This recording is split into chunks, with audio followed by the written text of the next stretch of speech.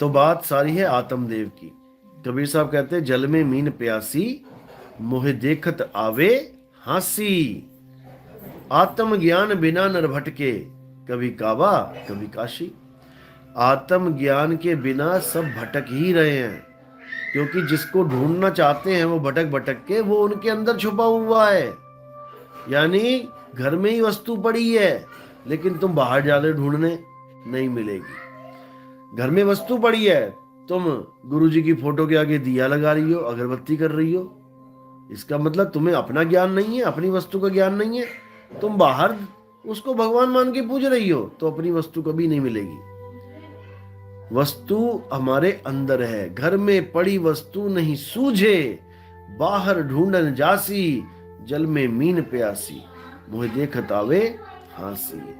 तो अब क्या करना है? अब अपनी वस्तु का ज्ञान प्राप्त करना है।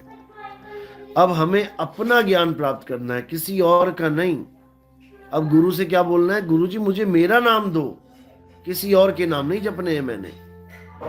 तब समझ में आएगा ये आत्मज्ञान, तभी समझ में आएगा। तो इसीलिए किसी और की पूजा नहीं करनी है। आत्मज्ञान का मतलब होता है खुद का ज्ञान। आत्म कथा का मतलब होता है खुद की कथा। आत्महत्या का मतलब होता है खुद की हत्या। आत्म रक्षा का मतलब है खुद की रक्षा। आत्म कल्याण का मतलब है खुद का कल्याण। आत्मनिर्भर का मतलब है खुद पे निर्भर। ऐसे ही आत्म ज्ञान का मतलब है खुद का ज्ञान, ना कि किसी और का। अगर किसी और का नाम जपती रहोगी तो जन्म बर्बाद हो जाएगा। किसी का नाम नहीं जपना है, बल्कि अपने आप को खुद नाम समझो कि तुम नाम ही हो। आत्मा का नाम ही नाम है। आत्मा को ही नाम कहते हैं, और आत्मा सत्य है, इसलिए उस नाम को सत्य नाम कहते हैं, ना कि ओम सोहम सतनाम है।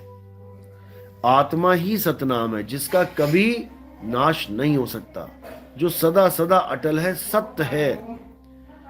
उसको जानना है। उसको जाने बिना किसी की मुक्ति नहीं हो सकती। कितना मर्जी जोर लगा ले, कितने मर्जी मंत्र जप ले, जंतर जप ले, जो मर्जी कर ले, अंत में उसको वापस आना ही पड़ेगा।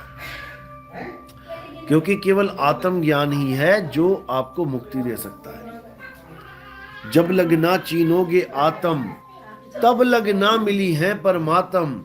आत्म चीने परमात्म चीने, संत कहावे सोए, यह भेद काया से बाहर पूज्य बिरला कोय। ये काया से बाहर का भेद है, ये काया के अंदर का भेद नहीं बताया जा रहा है आपको।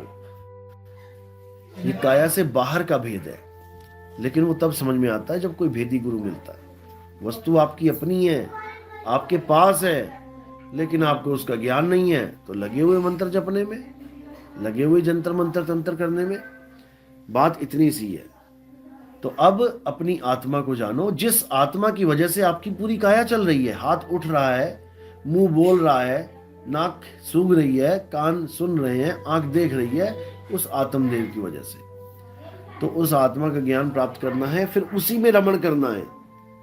अध्याय 3 गीता का क्या कहता है? 17वां श्लोक की, हे अर्जुन, जो अपनी आत्मा में रमण करते हैं, जो अपनी आत्मा में संतुष्ट हैं, जो अपनी आत्मा में तृप्त हैं, उनके लिए कोई धार्मिक धर्म कर्तव्य लागू ही नहीं होता। उसको किसी मंदिर जाने की जरूरत नहीं, उसको कुछ करने की जरूरत नहीं, फिर भी उससे कोई पाप नहीं लगेगा, क्योंकि वो आत्मज्ञानी हो चुका है। तो इसी को समझना है।